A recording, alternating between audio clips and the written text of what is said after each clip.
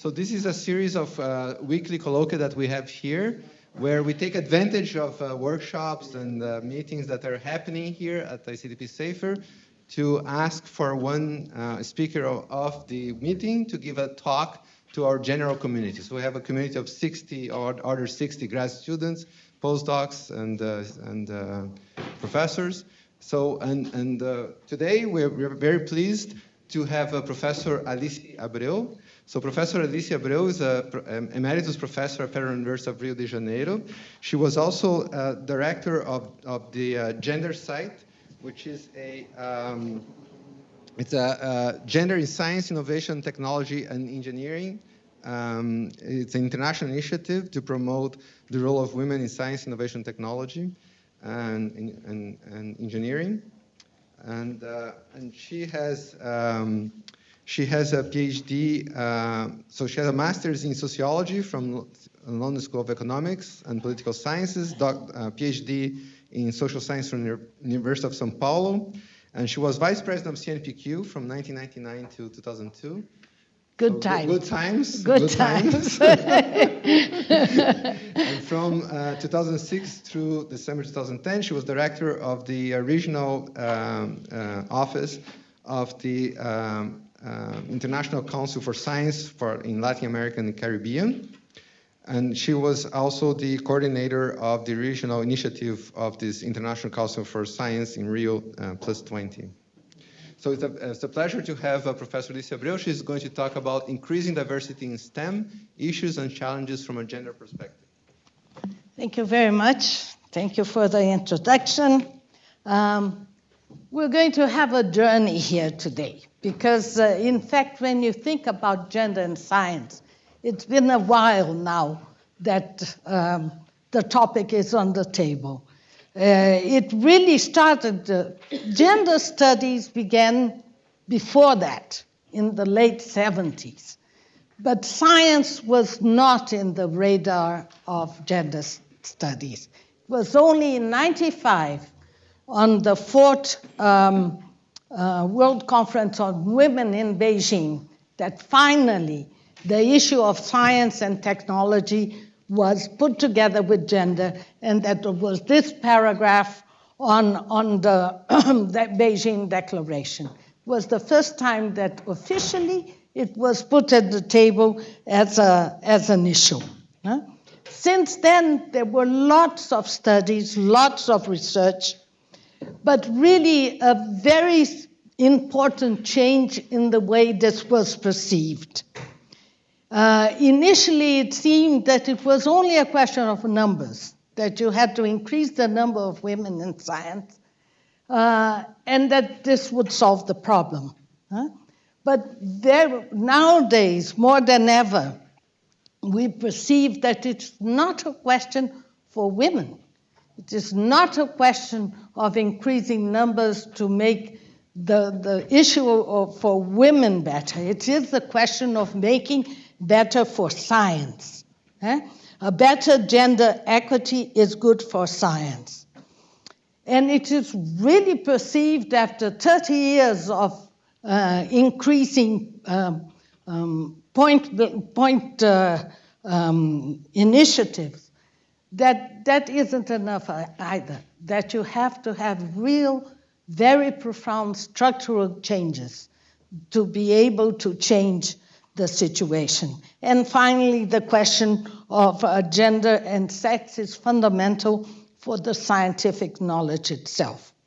So we're going to go through these different stages.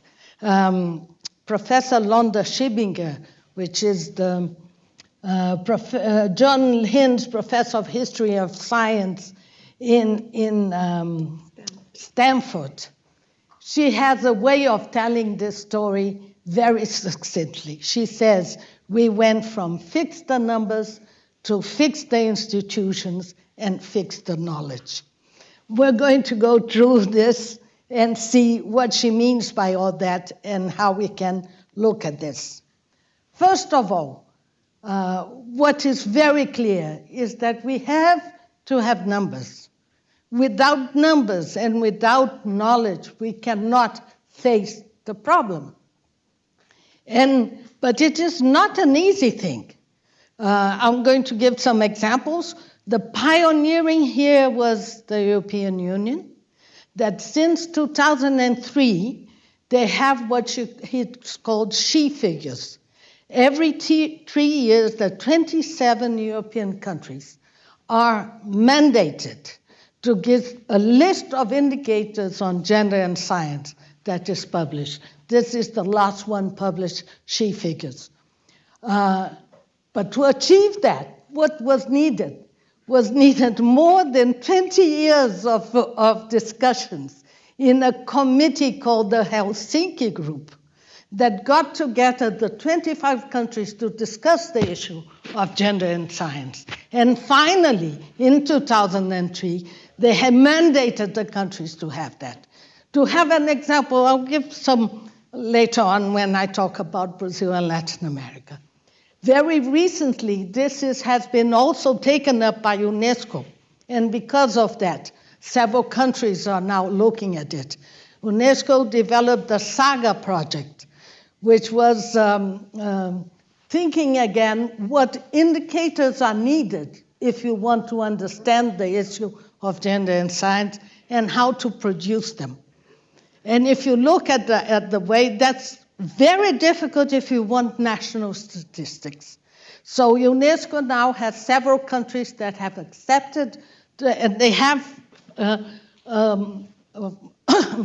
series of 5 working papers that are very interesting, because not only they give the list of indicators, but also they have a template of a survey to try to see how those indicators can be used and applied.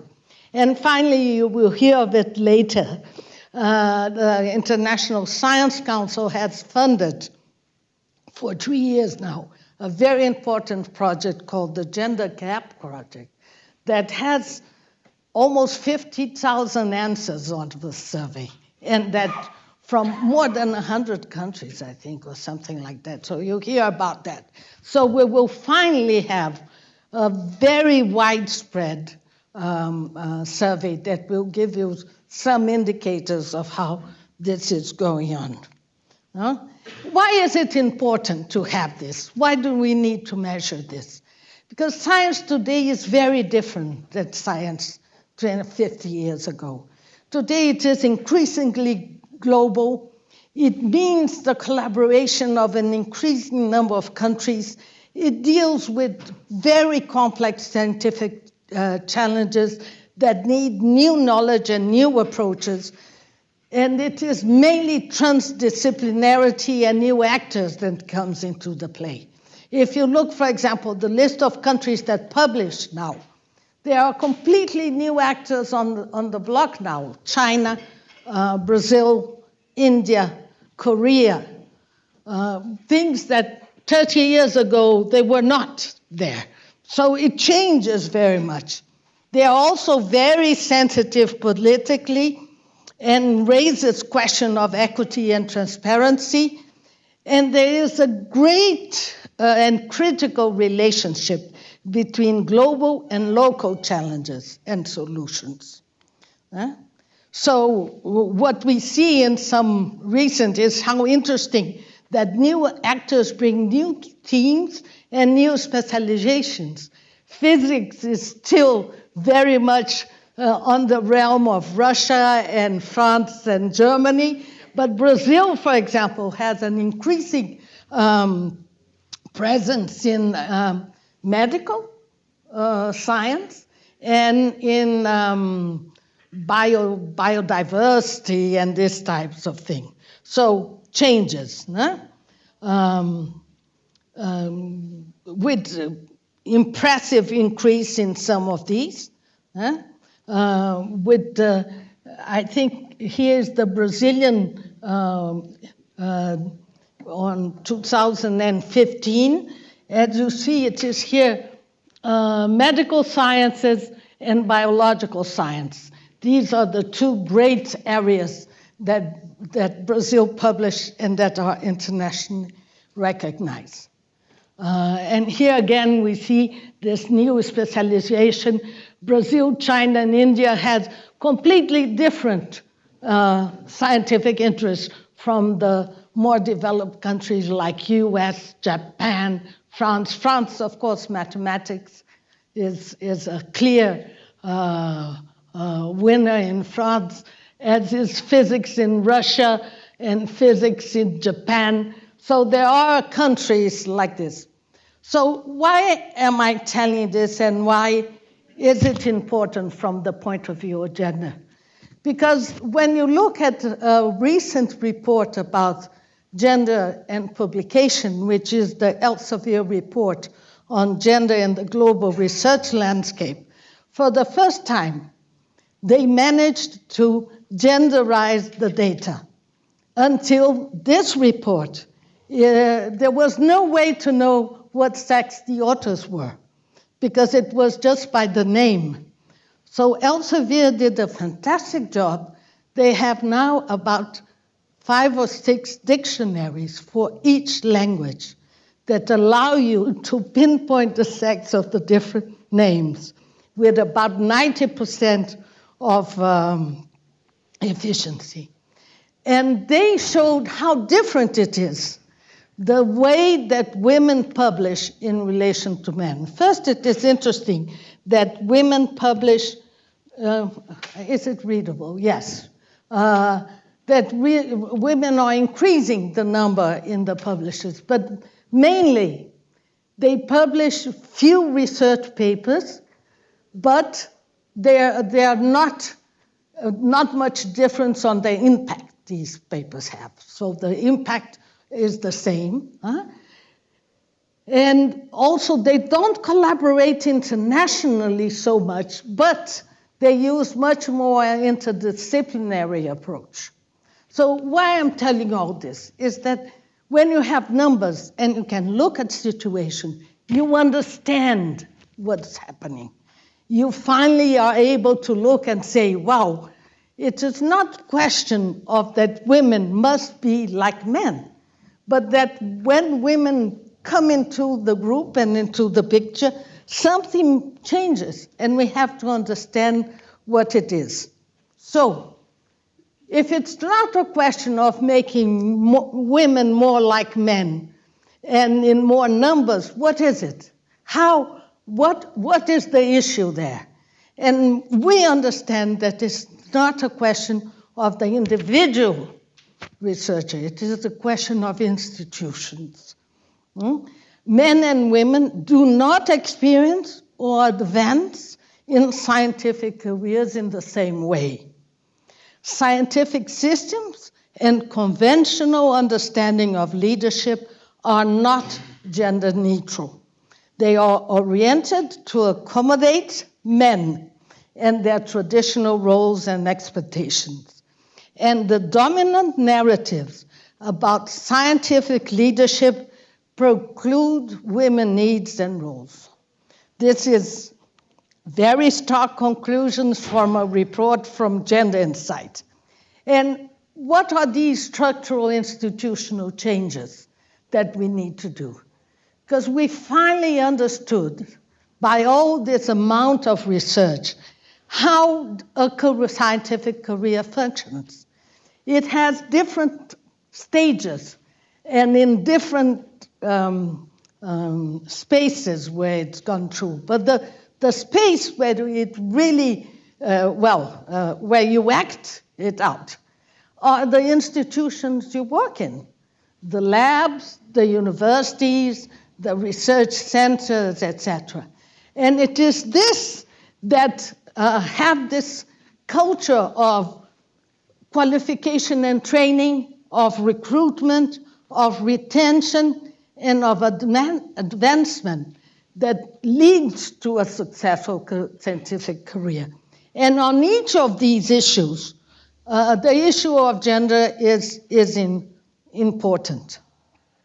If you look at qualification and training, you see that in the last 20 years, much progress has been done. In many, many countries in the West, and in some other countries, in developed countries. Women are the majority of university students, but again, looking at numbers, they are concentrated in certain disciplines and lagging behind in others. And the situations differ very much in different parts. So an example again from Brazil. For example, Brazil is one of the few countries where PhD graduates have a majority of women in all areas. Since 2004, we have more than 50% of graduate PhDs women, right?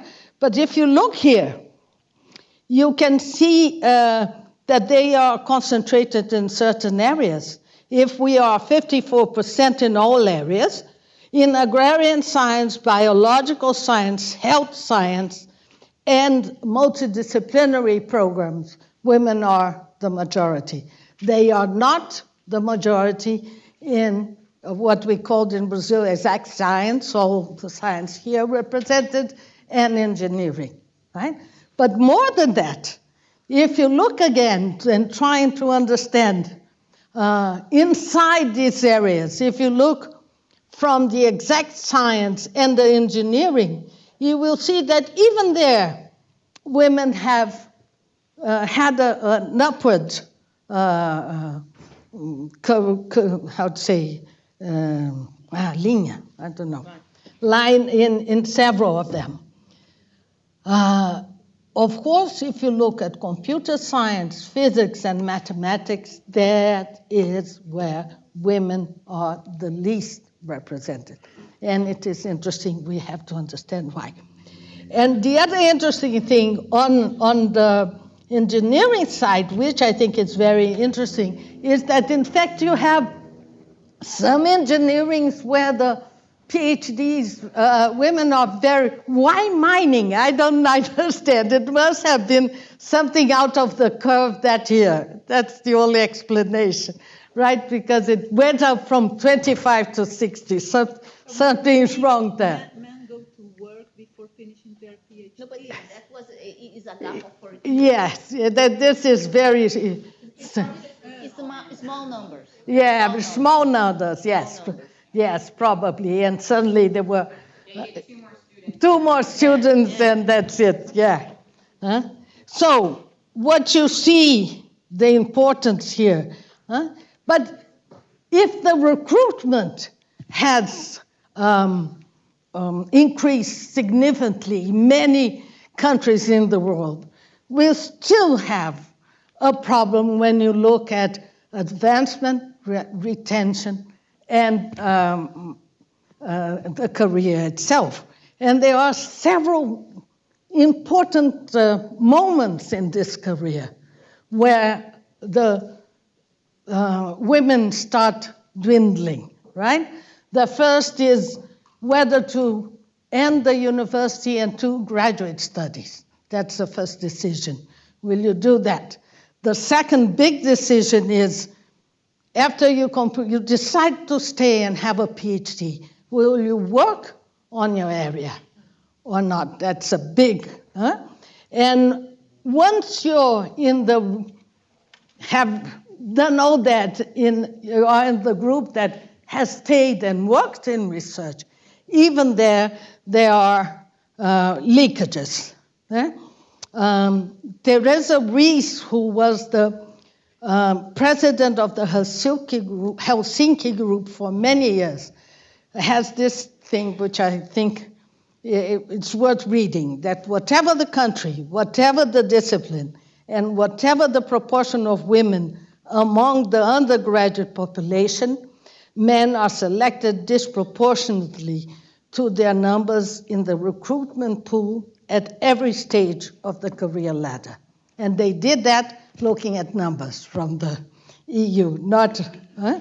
So we are very creative, the gender community.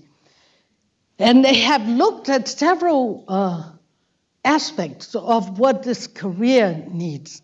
And there are some very interesting studies on the importance of networks, How is it that men network and that women network, how they do it differently, and how the usual culture of networking usually expels women with meetings at 6 in the evening or meeting at weekends without children or whatever.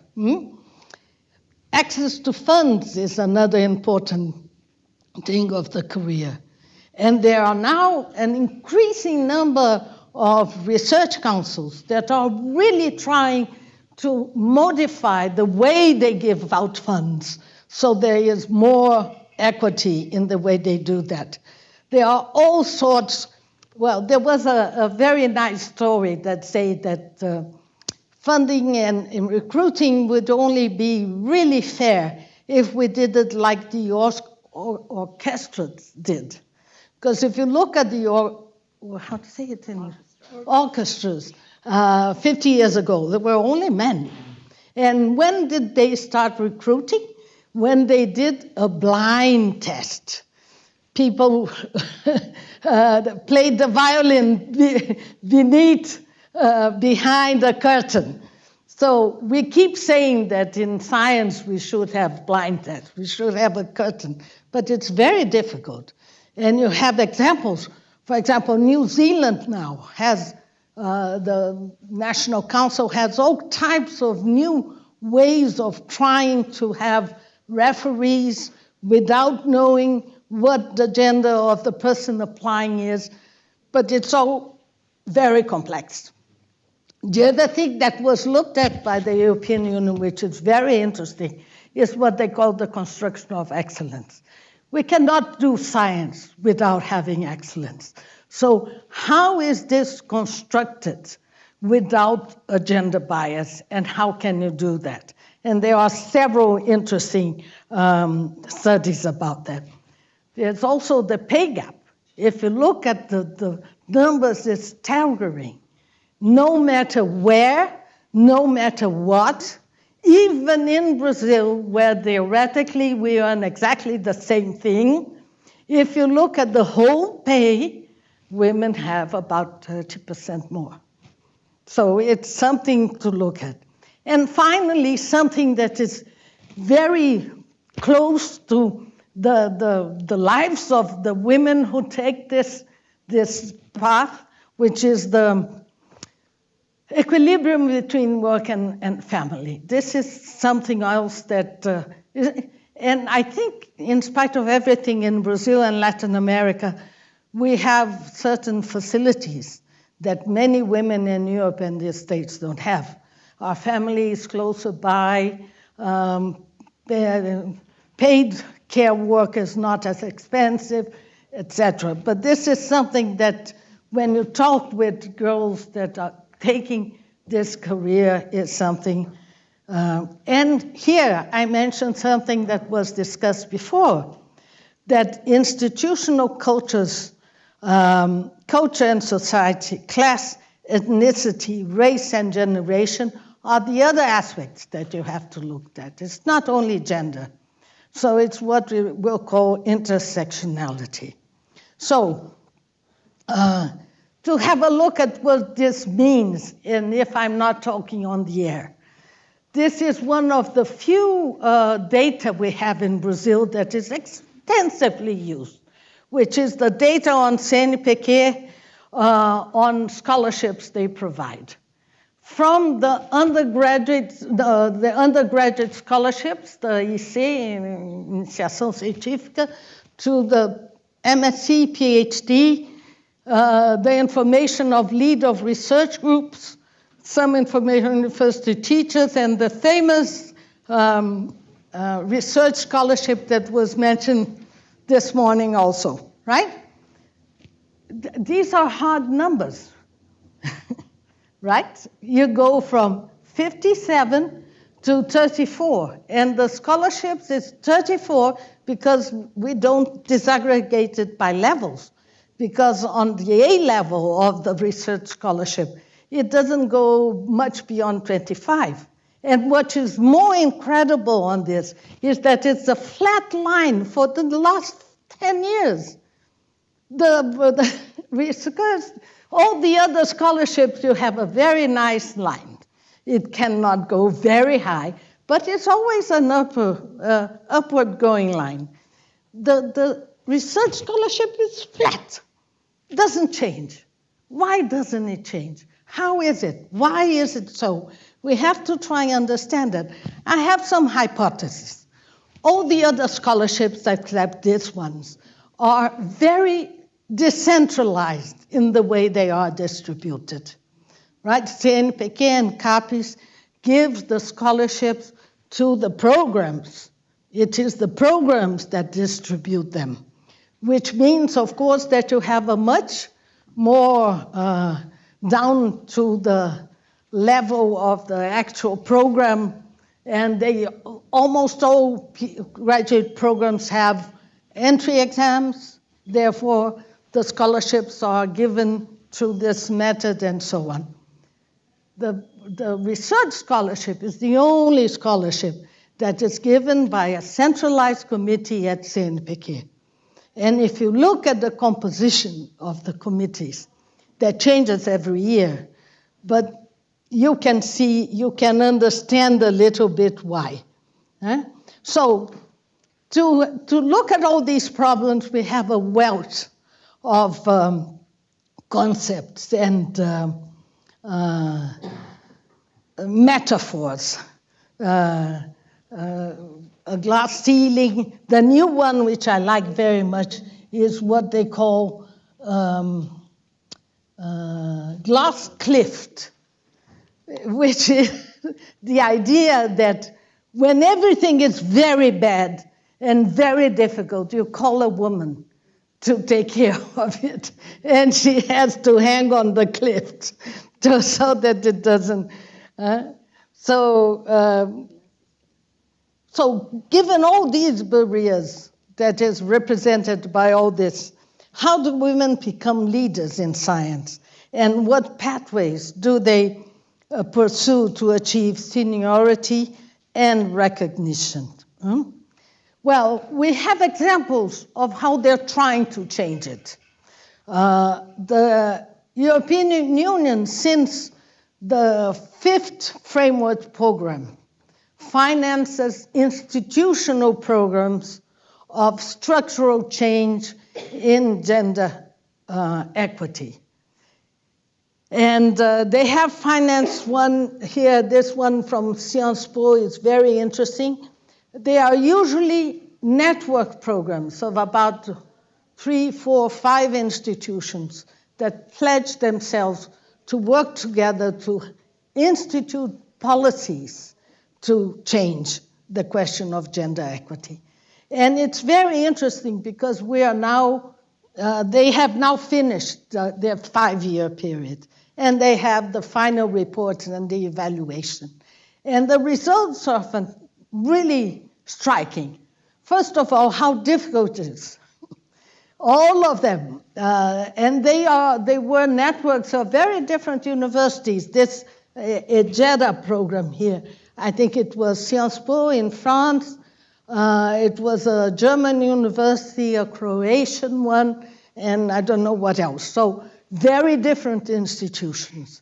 And the main thing is you have to have the compromise of the high authorities, but even so, what they found, and they looked at all the the problems we listed before, funding,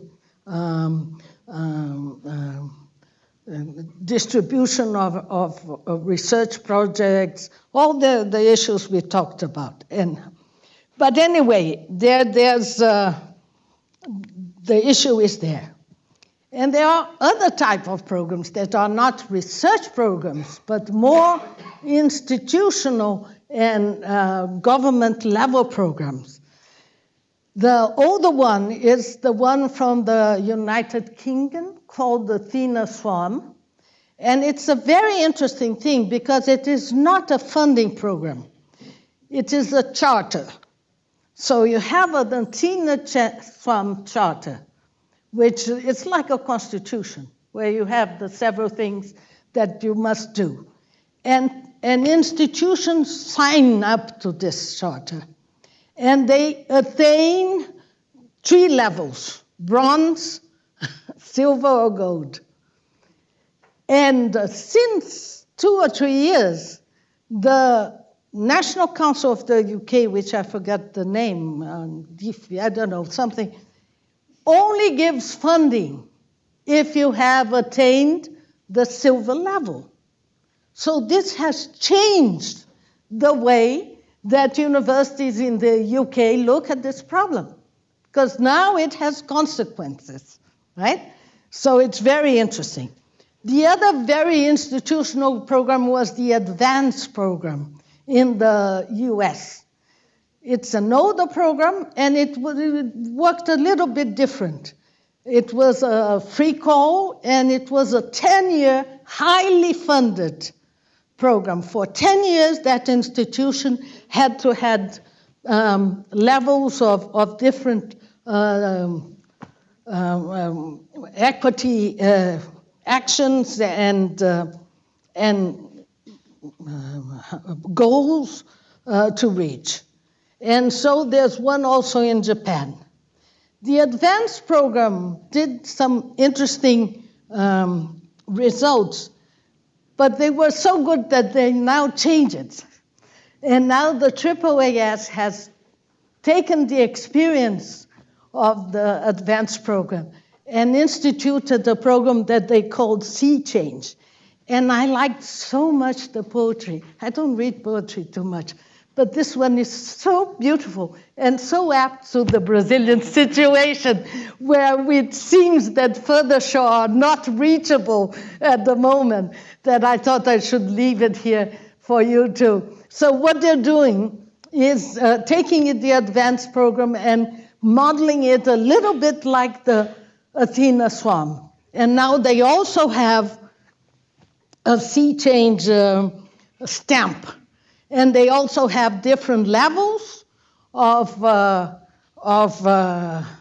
attainment on the issue of equity and diversity. And here is interesting because it is not only gender, it is also race, which is an important issue in the US. So there are not only, so I think that, so looking at all that, Gender Insight decided to understand a little bit the issue of female leadership in science and what is the role it plays now on modern science culture, right? And how, so there was a group of us who looked at that, and we published this report called Pathways of Success, bringing a gender lens to the scientific leadership of global challenges. And it's very interesting because I won't talk everything, but I want you to, some issues that the report says.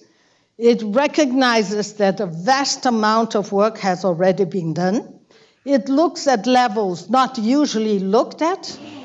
It looks at the difficulty of institutionalizing policies, and it has an awareness of politics and power relations, and highlights how the institutional and the individual are intertwined. And I want you to look at this, because this, I think, it's very interesting. It brings something new, and I think it brings the importance of new actors in this process, like the Brazilian Physics Society, IUPAP, and places like International Council for Science and so on. What we thought is that if you look at the pathways of a career, you have different levels. The first level are the individual scientists, their day-to-day work, activities, and interactions.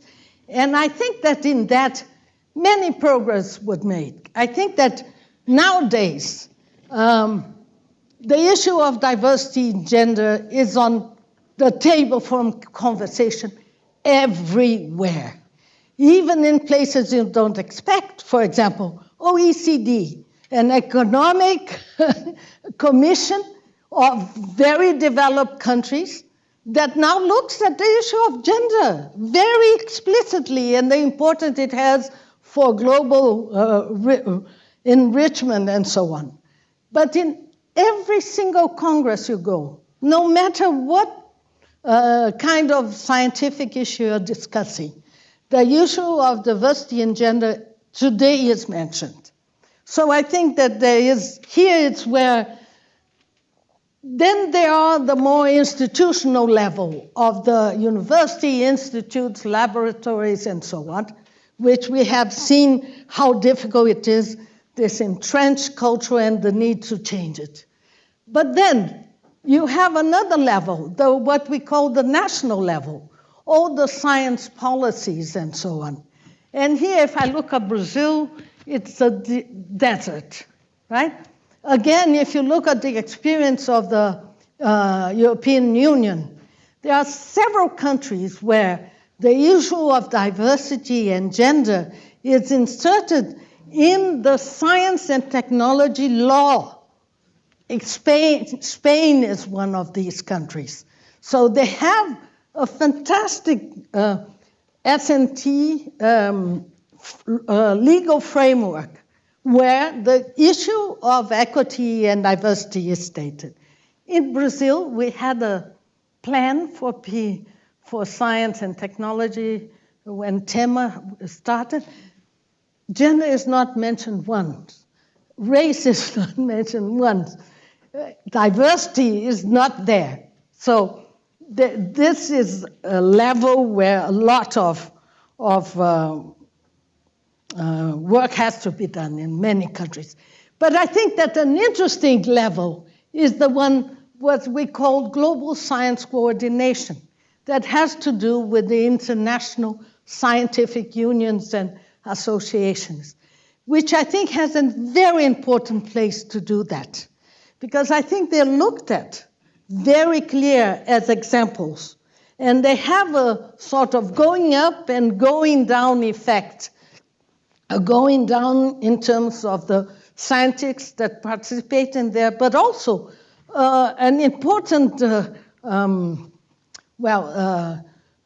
to say that, way of influencing policies, etc., inclusive at national level, because if you look at good practices that are done. So I think that IUPAC, the International Council for Science, TWAS, IAP, all these are issues that are very important and that I think that they are increasingly bringing the diversity discussion to the table.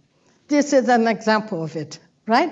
And I saw at ICTP the issue of gender is discussed there several times in different contexts. So I think, and finally, the multilateral organizations, the UNESCO, all the UN things and so on, this has been going on a little bit longer. But all this, I think, has led to the big change. And I think it's the most difficult and the most important is the recognition that gender and sex has an influence in knowledge itself. It's not a question to change institutions or to change women. It is the knowledge itself that gets better if you have more diversity. And this gender equal science is better science was not said by a woman, was not said by a feminist, was said by the commissioner of the European Commission, Carlos Moedas, right? Very respectable gentleman, white,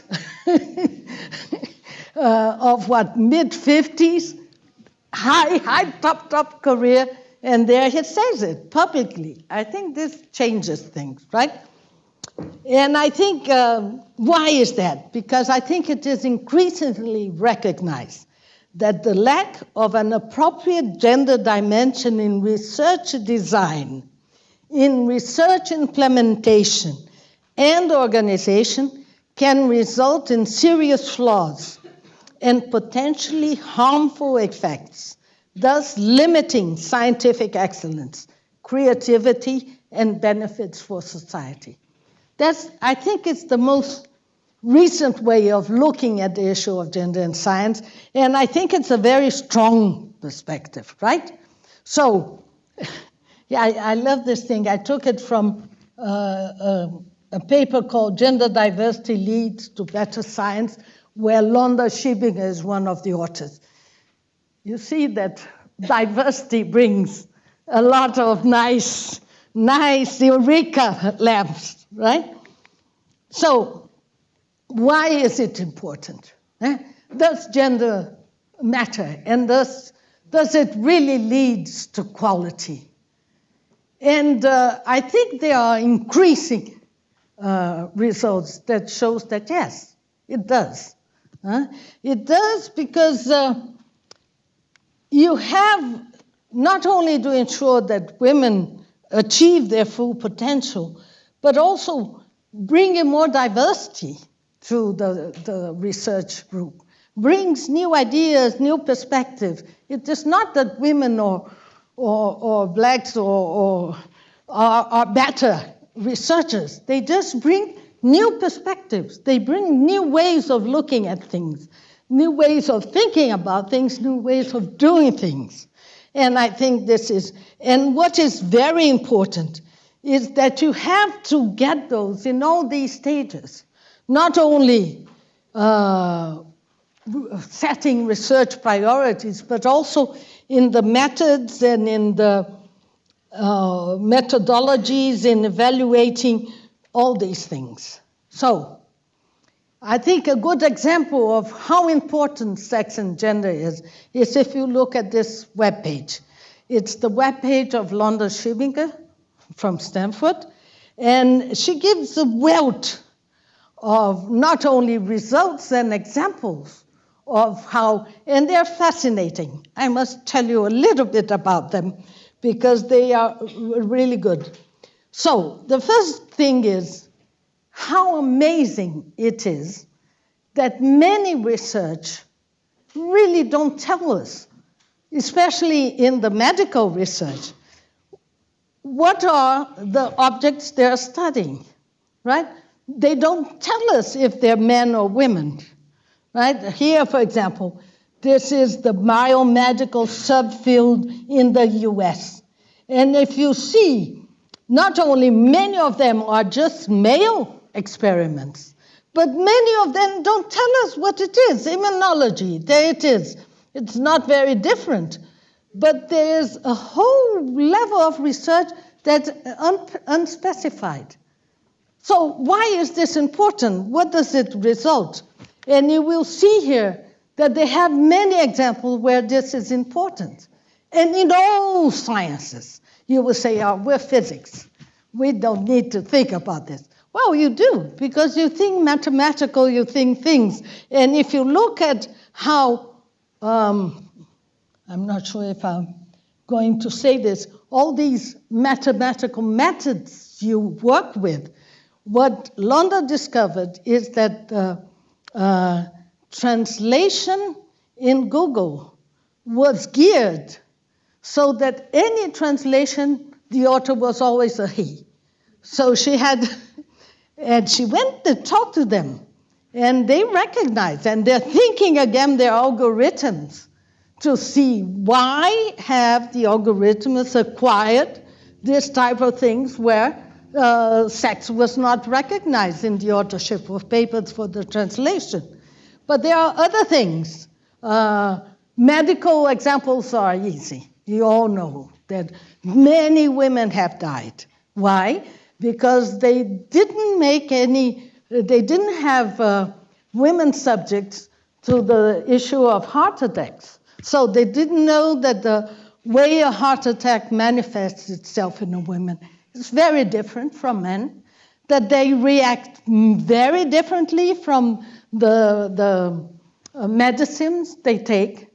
So you can put several thousand women that are dead because the research was not done adequately. Another thing that we don't think of, In the US, for many years, what was the highest cause of fetus death of the baby? It was car crash. Why? Because the belt had never been used in mannequins that had bellies or boobs. Nowadays we have this triangle thing that adapts a little more, and also the height.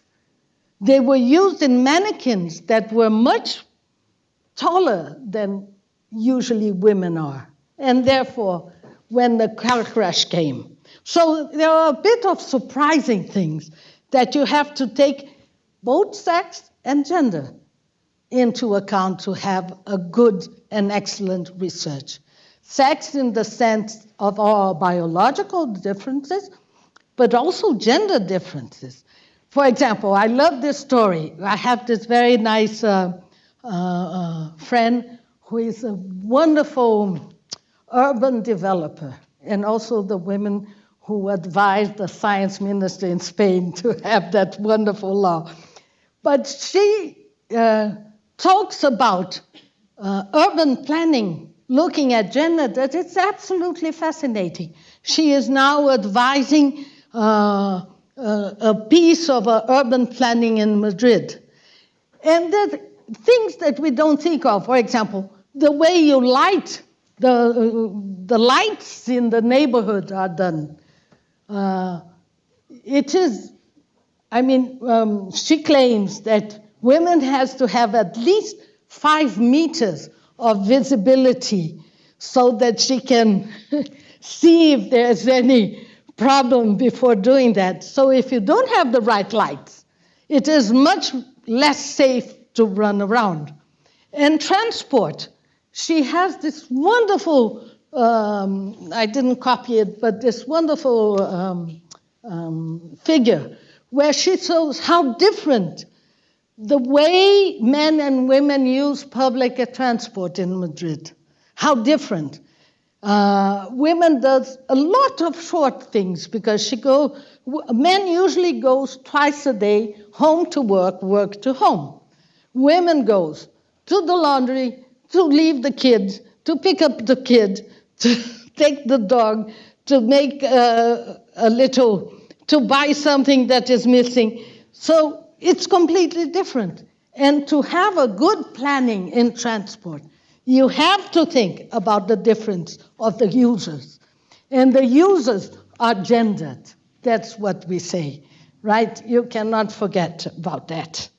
So I'll end here so that we have more time to talk.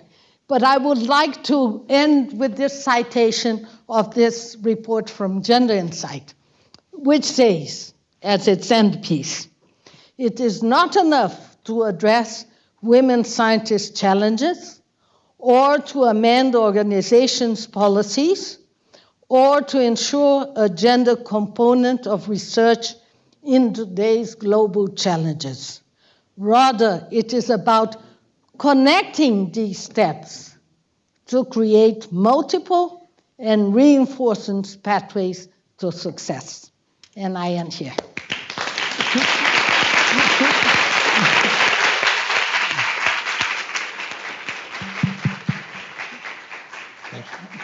Thank you, Alice.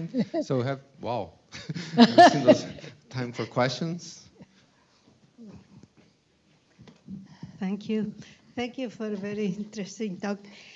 You've been mentioning a few minutes back about how women in sciences or in whatever, they bring new perspectives and new ways to look at problems, and that makes let's say the solutions better and richer. Since I guess that most of the people here are physicists, I want to know, in the case of physicists, if it has been measured, let's say, I don't know, take how many years you want back, and the participation of women in the research, and And another thing which I think is more difficult to measure, it will be what about the quality of the research that it came out? Because this is what you are trying to sell. Yes, or, yes. Or we Yeah. are trying to sell. Okay, all right. Perhaps we take several? As you prefer. Any Some other? more questions? Yes. Okay. First, I would like to say that there is a study that shows that the number of citations in large collaborations increase if you have diversity, particularly gender balance. And that in companies, if you have gender balance in the board of direction and in directors, etc., you get more money. But that's what my question. My question is about what drives change. If you could, after all this wonderful experience, if you could give me a homework, what Marcia should do to drive change, what should you tell me to do? Okay. Want to answer this now? Yeah. You have your mic? Yeah, I have my mic. Well, two things. I think your question is very interesting, and I think that the European Commission has tried to answer that, because they did 5 or 10 years ago, in all the framework programs project, including theoretical or applied physics, the project has to have an issue that says what is the gender dimension of that project. And of course, there was great reaction in some areas. Some areas said, look, I do experiments in atoms. What do I have to think about gender on this? But they did a survey to understand what was the result of this. And it's very interesting, although not very promising. I mean, of course, there are areas where this is increasingly recognized and very on the table nowadays. All medical science, biological science, chemistry with all the drugs and so on. It's increasingly recognized that you have to have male and female rats, that you have to test the drugs on different areas and so on.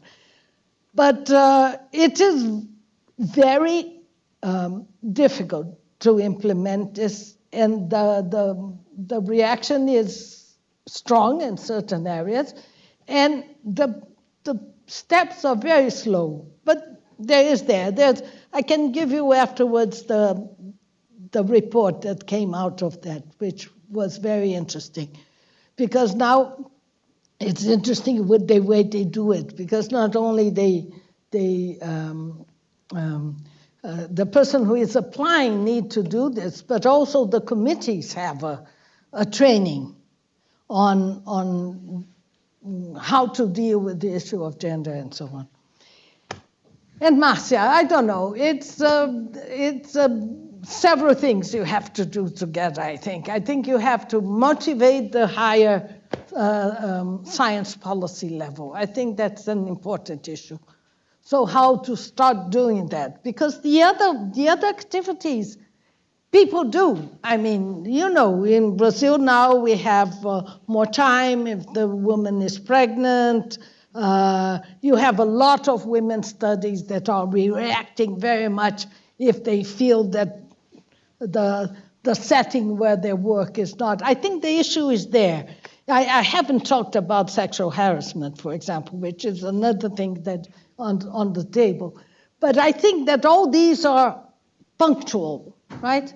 And it is really when you reach the science policy level that it's important. And I think this is where we are very much lacking. So in Brazil especially, I would go there. Although it's a crystal cliff, right? Hi. So I would like to know what's your perspective in why is the not the main reason, but the reason that in physics or chemistry so in physics you have a difference, about like 10-20% difference, and in chemistry or biology you don't have this, and they both are like STEM science.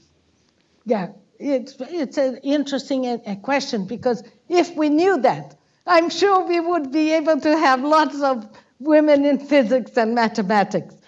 The issue is exactly that. I mean, why, for example, you have 60% of women in chemical engineering, where you have 20% in electrical engineering, or things like that. So I think there are two things. There is someone talked on the table of race and ethnicity, on the feel of pertencimento, how to say that? The belonging, to be a space where you belong, right? But how do you feel you belong on the space has to do with the culture of the space itself. So there are two things. It's a two-way. It's the person who feels the belonging, but she doesn't feel to be belonging. And I remember some things Marcia told me when she was only one of 4 students in the physics in her class, and the things she had to hear and see and do, right? I mean, there is, in some spaces where one gender is very predominant, I'm sure that men will feel the same in nursing or in, right, when they go there. So I think there's a two-way thing. I mean, it's a substantive thing where women also have a history that look at mathematics as something that is beyond their capabilities.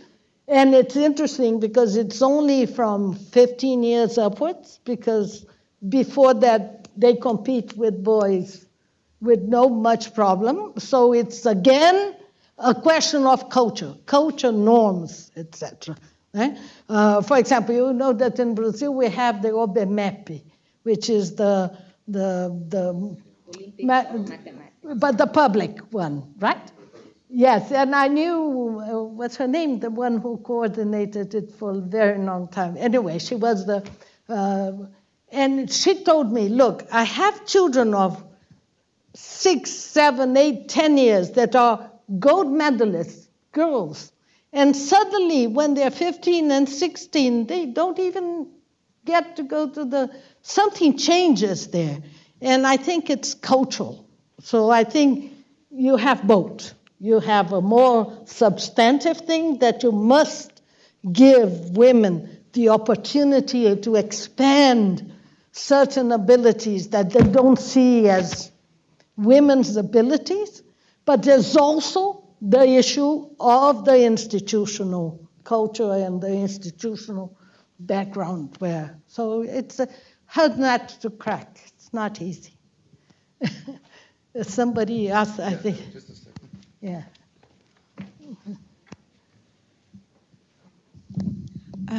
I was about... Just let me ask you, how many women you have in your class? Yeah. No, your postdoc? Yes, so in your group. When you were in a class. In PhD, in your PhD group, how many women? How many students Percentage. here at IFT, masters or PhD are women? 1, 2, 3. Yeah. How many men? Wow. Sorry. Great. So to that, for biology, so biology does often have mostly women, but in the study that we did, which we'll be presenting about next, that a bunch of people in this room worked on, 40% of women in biology still reported discrimination based on gender. So even though there's more women there, there's still these systems, which she's talking about, that are driving a lot of problems through the sciences. So that's, I think, kind of goes to something she was saying. Does that, yeah? Okay. I was about to go to the point you were mentioning. the cultural part, Yeah. which is really very important. Mhm. It shows in some of the studies, I think I've read somewhere, that these differences start around 6 years old. Mhm. You know, they feel the same, and then all of a sudden this changes. Mhm. And women feeling, they say, that they are less intelligent than girls, feeling that they are less intelligent than boys. I've seen, for instance, one video, which was really very nice. There was this kindergarten. I think the kids were like 5, 6 years old. And then the teacher asked them to draw 4 professions. There were a nurse, a doctor, an astronaut, and a firefighter. So the vast majority draw men in these positions, except for maybe one that I don't know which one was drawn as a woman. And then all of a sudden she asked the people who were representing these professions to come in, all women. Uh-huh. You should see their faces. Yeah. What? They didn't realize that there could be women in these positions. So they're really shocked what they have done. So I think this starts much earlier in life. And I think, I was just thinking that perhaps we should think when we give girls a birthday present, to not give them dolls, right? Starting with that. So we should think about giving them Legos or something more challenging. So I think it's our position too, to start earlier in life. I think we have a very big responsibility on all that. Yeah. Both we as mother and fathers, because we won't change that unless we change that relationship also. Exactly. There's another interesting thing about computer science, which I think is very interesting, especially in Brazil. You know that when computer industry in Brazil started, many women were programmers. And nowadays, it's about 10%.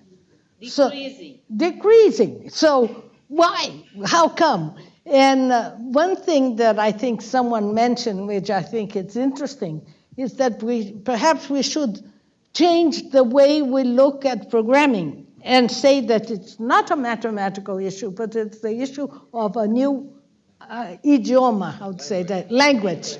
Yeah, and that girls are very good in language, so perhaps they would be better in learning another language. Yes, sorry. Yes. Well, actually, I am a professor in Chile, and I saw the same thing. I'm in a university that's mainly engineering. Yeah. And in the 80s, the computer science was almost women. Yeah. And today, almost men. Yeah, yes, it's incredible. Yes. So I have 2 questions. One is a simple one, and the other one is a bit more complicated. The simple one is a picture you show there, a graph, I think in the transparency number 15 or so, where you see the percentage of undergrads, then graduates, and so forth and so on. Yeah, they're scholarships, not undergraduates exactly. This one. Yes. So, what does it mean that in undergraduate students is 57% women? Yeah, in Brazilian universities. With fellowships or? No, this is the students. This is the. So it means that more women enter university than men. Much more. So, and not only enter, but finish. So what happened with the big percentage of men? What do they do?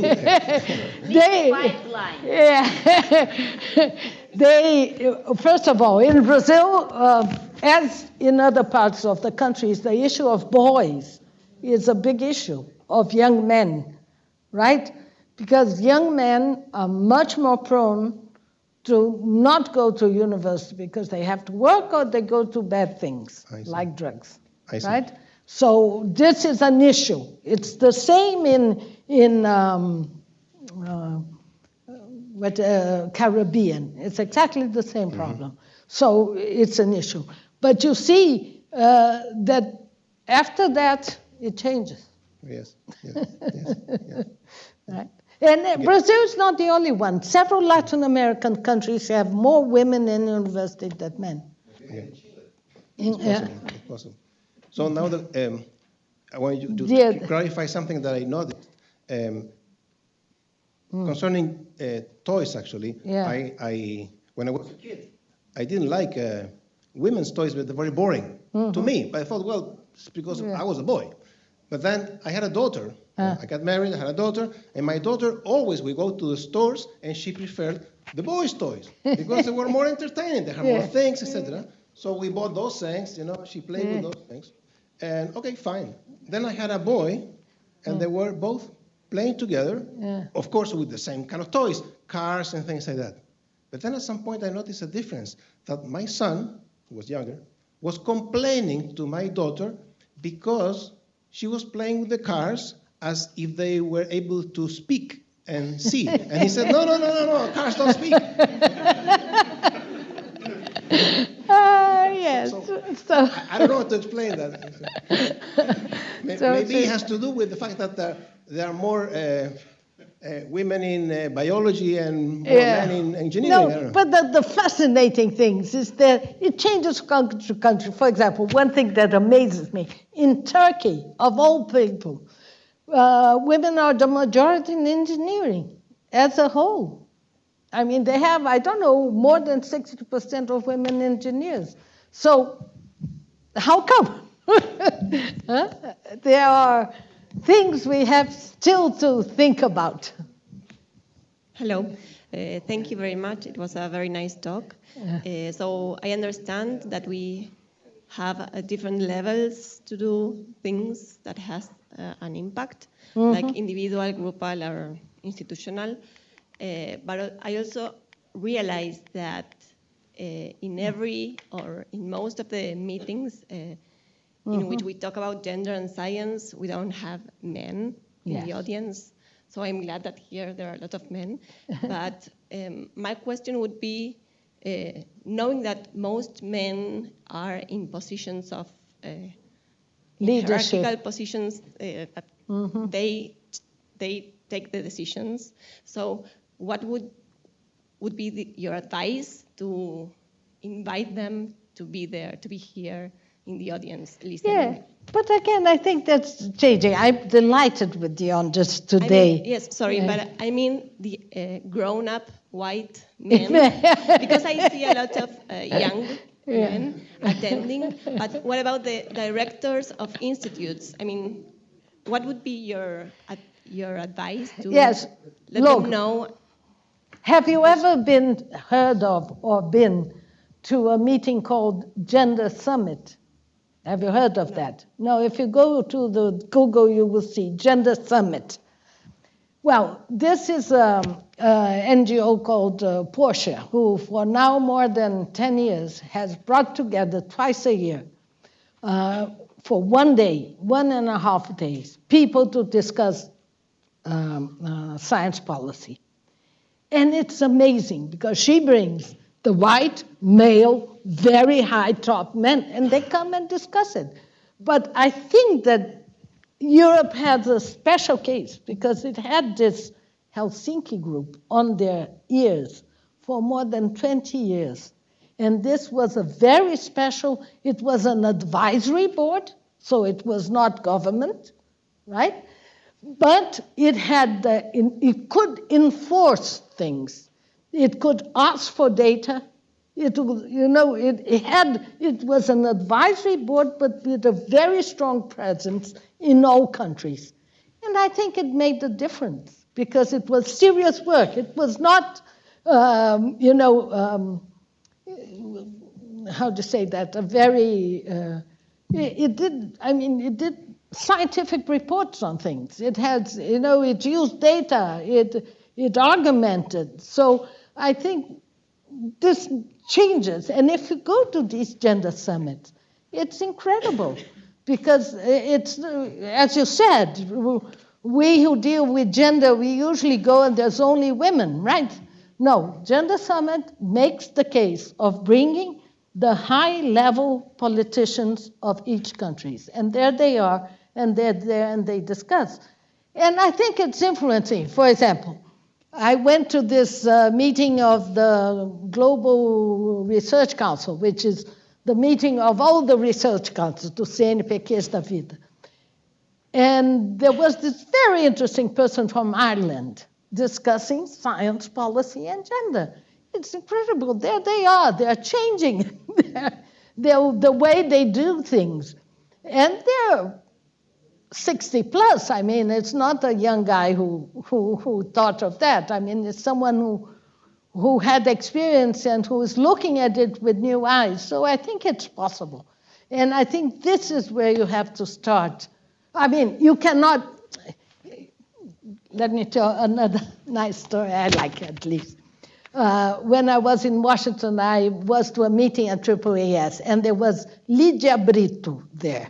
Lídia Brito is, yes, but she was the Minister of Science and Technology from Mozambique at that time, right? So there was this beautiful African woman who went there with all these Americans, and she said, there's no way.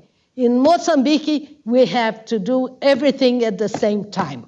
We have to have primary, medium, and university education, and high-level science. And I think that's the way gender is. We have to do everything. We have to continue to do the individual issues and actions that are very important. We cannot stop that, right? And we have to support that. But I think we have to have the step further and really focus on science, on policy now.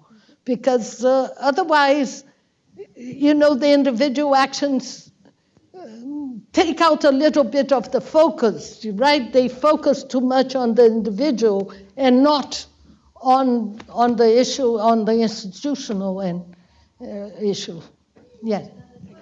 Yeah. 3:15, 3:30. I think my chauffeur is there. Just one comment here. Yes. Hi. Hi. Just one comment about this disciplines where we were a majority in the past and we are minority now. And one provocation to our colleagues, men colleagues here. First, the shift usually starts when the career starts to pay more, because traditionally women are in careers who pay less, and when the career starts to pay more, we are invited to leave the field. And as we have many men colleagues here, which is a great sign of changes, I would like to make a provocation and invite maybe men should stop asking us what happened, but investigating yourselves why you push us away of the field. Maybe the answer is that, because it's always what happens. It happens in engineering, it happens in computer science. Most of all, when computer science starts to, we have a lot of studies showing that it starts to pay more to everybody, women start to leave the field. Because and competition then I will start to wondering, and I would not like to do that.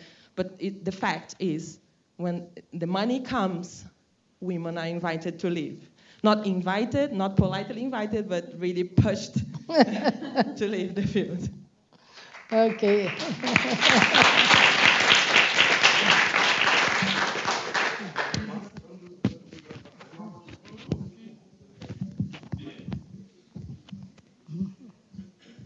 Yeah, probably is another different type of question, but there is a country, since you have so many numbers that probably can give us an idea. Yeah.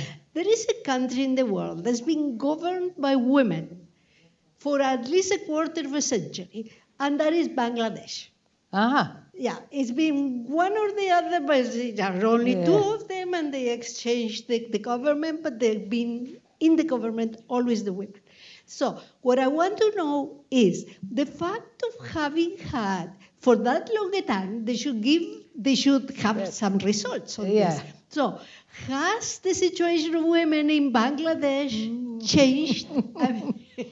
I'm afraid I don't know very much of Bangladesh, but no, I really can't answer you. I don't know at all about Bangladesh. But you can have a look at the UNESCO science. But you can Angela Merkel in Germany for quite a Yeah. Yeah, but you know that.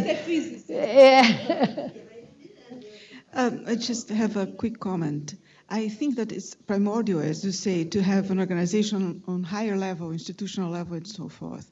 But I think there's another action which is extremely important, is to start at early age, to expose them to science. You know, these programs that already exist, like master classes for teenagers or even younger. You know, I think you have to inspire them. Yeah. And know that what they are missing, you know, I think they have to be exposed and to feel what it is and, you know, play with it. So I think it's very important that we can do on a broader basis. Yes, I agree with that, absolutely.